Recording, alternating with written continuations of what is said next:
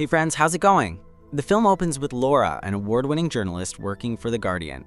She arrives at the office to a round of praise from her coworkers, who congratulate her on her latest exposé, uncovering corruption inside an NGO. As Laura settles in, she checks her email and finds an exclusive invitation from the Lindstad Foundation.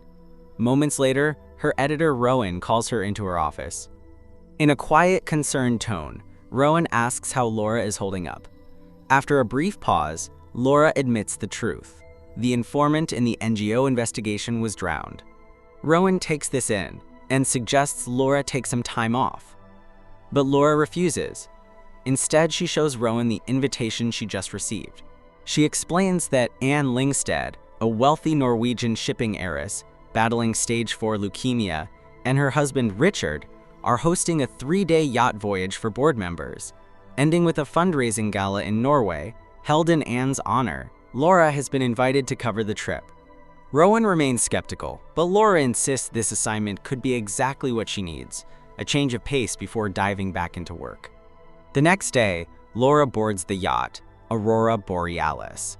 Before stepping inside, a steward named Carla politely asks her to remove her shoes. Once on board, Laura meets Adam Sutherland, a wealthy socialite attending the trip. Carla then begins assigning cabins. Laura is placed in cabin 8, while Dr. Robert is assigned to cabin 2. As they introduce themselves, Laura learns that Robert is Anne's personal doctor. Not long after, Laura is caught off guard when she notices her ex, Ben, already on the yacht, photographing the very event she's been sent to cover. The two once worked closely together. Ben tries to start a conversation, but Laura keeps things brief and maintains her distance. A little later, the stewards guide the guests toward their cabins. Along the way, Adam introduces Laura to Heidi, who runs an art museum in Mayfair. He casually remarks that Laura will be keeping an eye on everyone. Heidi takes it in stride and responds with a knowing smile, calling her Richie's Journo. Moments later, Heidi's husband Thomas joins them. About an hour later, Laura settles into her cabin as the yacht begins its journey toward Norway. As the boat pulls away, a burnt cigarette stub rolls in from a nearby balcony. Laura notices it and quietly tosses it into the trash. That evening, Richard gathers the guests and thanks the board members and friends for attending. He expresses his appreciation for their generous donations, explaining that the funds will help those who cannot afford private medical treatment. He admits that the travel has been hard on Anne's health, but reassures everyone that they will meet her the following day. Before wrapping up, Richard announces a surprise. Danny, a popular musician, has been invited to make their stay more special. He spots Laura in the crowd and thanks her for coming. She acknowledges him with a nod as he moves on to assist Danny while he boards the yacht. As night falls, Laura finishes getting ready for the party while chatting with Rowan. Just as she's about to leave her cabin, she notices Richard in the hallway and quickly ducks into the nearest room, cabin 10. Inside, she's startled to find a blonde woman already there and immediately apologizes for barging in. At the party, Laura feels slightly out of place. She's dressed more formally than most of the guests and nervously apologizes, but Heidi reassures her that she looks fine. Even Ben offers a compliment, helping her relax. As dinner continues, Sigrid, the head of security, approaches Laura with a message. Mrs. Lyngstad would like to speak with her after the meal. Once dinner ends, Sigrid escorts Laura to a quiet library and asks her to wait. Moments later, Anne enters the room. Laura thanks her for the invitation, and Anne warmly says she's glad to have her there. She explains that she's followed Laura's work closely and personally invited her because of her ability to give a voice to those who are usually unheard. Partway through their conversation, Anne is suddenly overcome by a violent coughing fit. Concerned, Laura asks if she's all right. Anne admits she recently stopped taking her medication, saying she didn't want to depend on it anymore. Anne then asks for Laura's opinion on a speech she's written for the upcoming gala, confessing that her mind isn't as sharp as it once was. After reading it, Laura quietly asks if Anne truly plans to give all her money away. Anne replies that she's simply returning what was taken over the years, and that the foundation will soon be handed over to people far wiser and kinder than she and Richard ever were. Laura is impressed by her honesty. Anne adds that she'd like to continue refining the speech the next day, and Laura agrees. As Laura heads downstairs, she runs into Ben stepping out of his cabin. With a teasing tone, she asks if he's working late. Ben says no, then casually adds that he could be if she wants. Laura brushes it off, telling him she doesn't make the same mistake twice. After a brief pause, she adds that he was a good mistake. Ben takes the moment to apologize, admitting he didn't handle things well in the end. Laura doesn't argue. She simply smiles and moves on. Later that night, Laura is jolted awake by a nightmare. A sudden noise pulls her fully awake. She steps onto her balcony and hears a splash. Looking down, she sees a woman floating in the water below. When Laura turns back, she notices a bloody handprint smeared across the glass divider.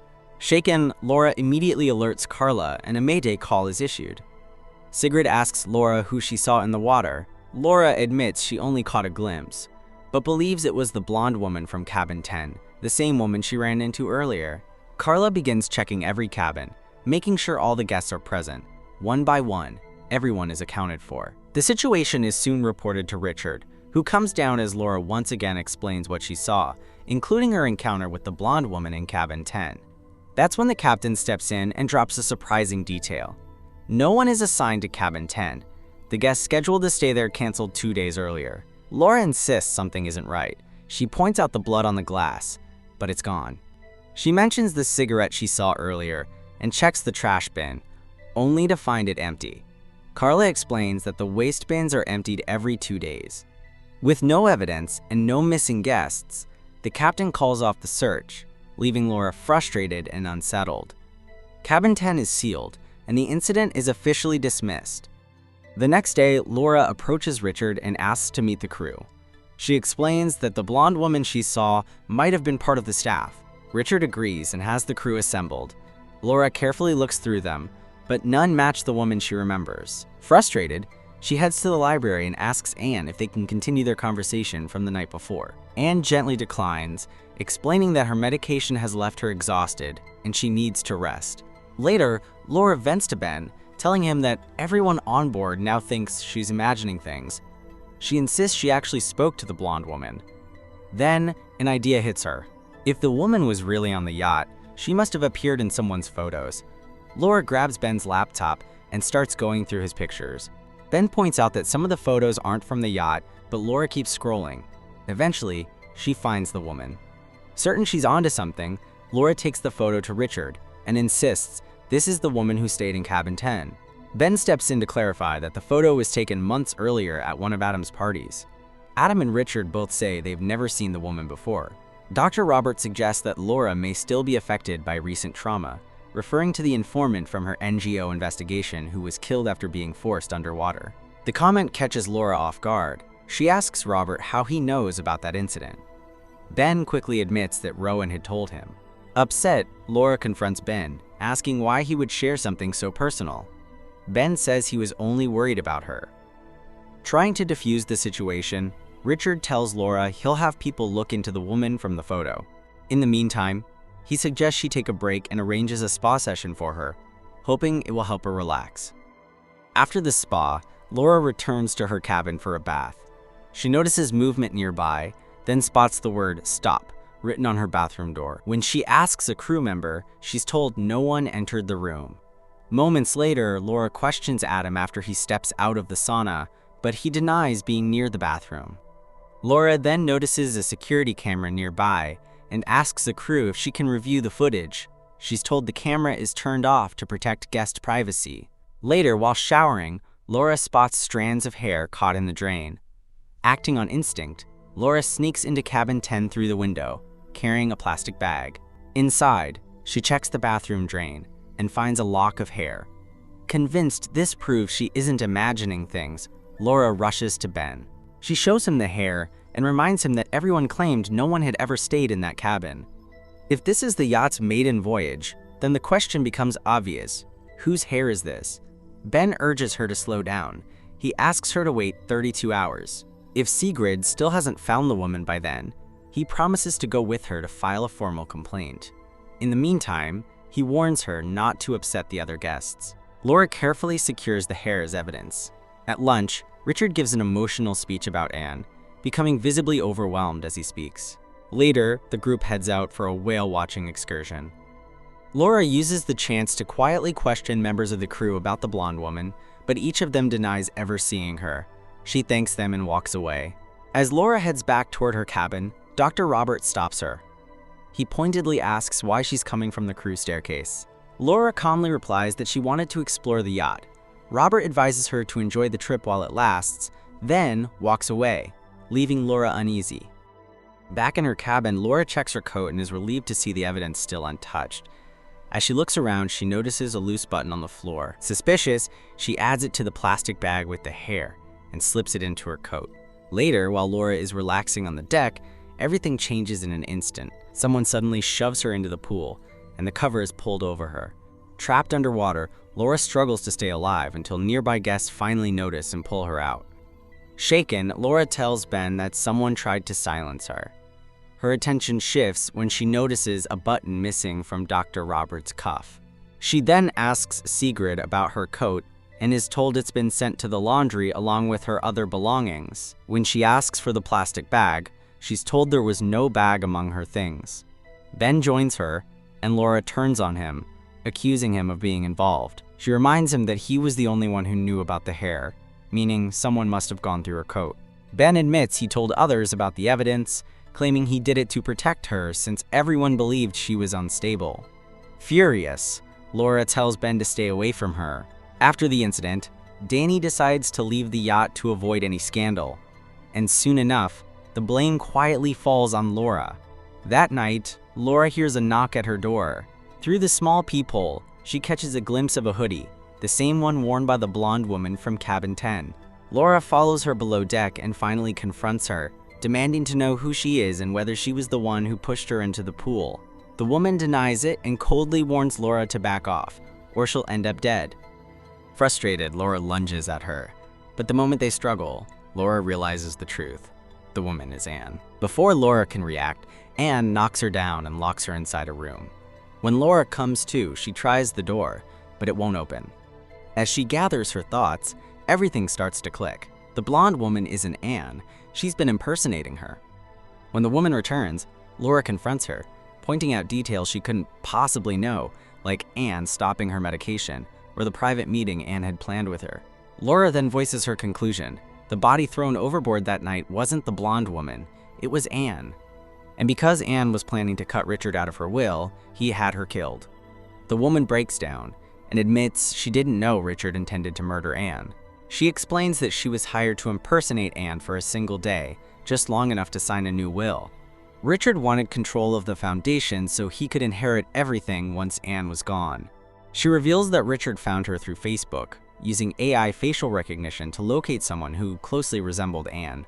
He even invited her to social events beforehand, slowly building familiarity so the switch wouldn't raise suspicion. That night, however, Anne caught them in the middle of the plan. A struggle broke out between her and Richard, and in the chaos, Richard slammed Anne's head against the table, killing her instantly, and then threw her body off the yacht. It was the same sound Laura heard that night. The woman admits she's ashamed of her role, but explains she only agreed because she was desperate. She's poor, has a daughter to care for, and felt she had no choice. When Laura asks her name, she finally says, "It's Carrie." Laura warns her that once the will is signed, Richard won't hesitate to get rid of her too. If either of them wants to survive, they'll need to work together. Carrie doesn't respond. Instead, she locks the door and walks away. Later, Ben tries to check on Laura, but Robert stops him, claiming Laura needs rest after what she's been through in the pool. Hours pass. Growing uneasy, Richard orders Robert to find Laura, and once he does, to make sure she doesn't become a problem. Robert hesitates. He says Anne was already dying, that what he did then was different. This, he argues, would be outright murder. Richard shuts him down, reminding him that he has proof of Robert overdosing Anne and could easily turn him in. Cornered, Robert reluctantly agrees. Around midnight, Carrie quietly returns to Laura. She tells her what she overheard. Laura urges her to go to the police, but Carrie says it's too late for that. She'd be arrested as an accomplice the moment she stepped forward. Laura warns Carrie that Richard won't let her walk away alive. Carrie brushes it off, saying she'll leave the door unlocked. Laura promises she'll keep her safe until the will is signed, but makes it clear. After that, Carrie will be in danger. On the final day, an announcement is made for everyone to board the boat heading to the gala venue. Ben stops by cabin 8, but Carrie tells him that Robert has given Laura a sedative. As the guests begin boarding, Ben decides not to go and stays behind, worried about Laura. Meanwhile, Laura manages to sneak out.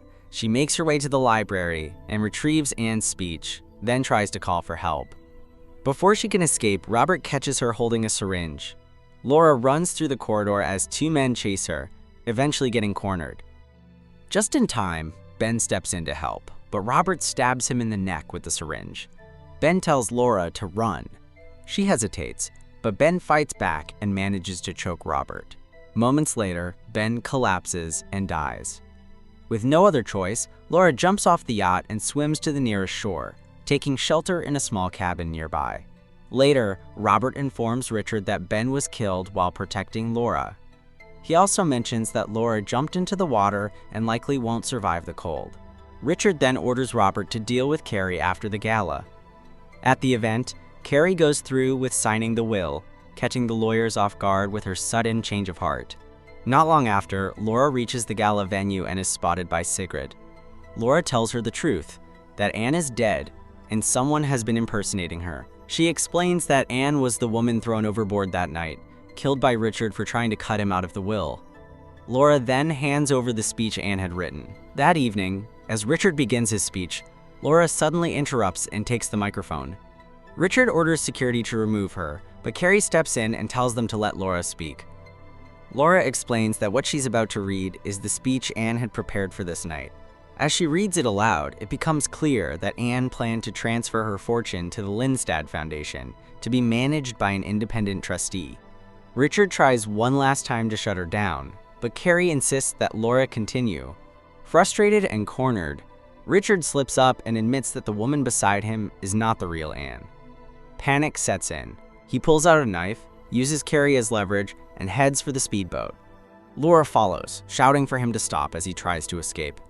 From a distance, Sigrid opens fire and hits Richard in the shoulder. Panicking, Richard tightens his grip around Carrie's neck, ready to kill her.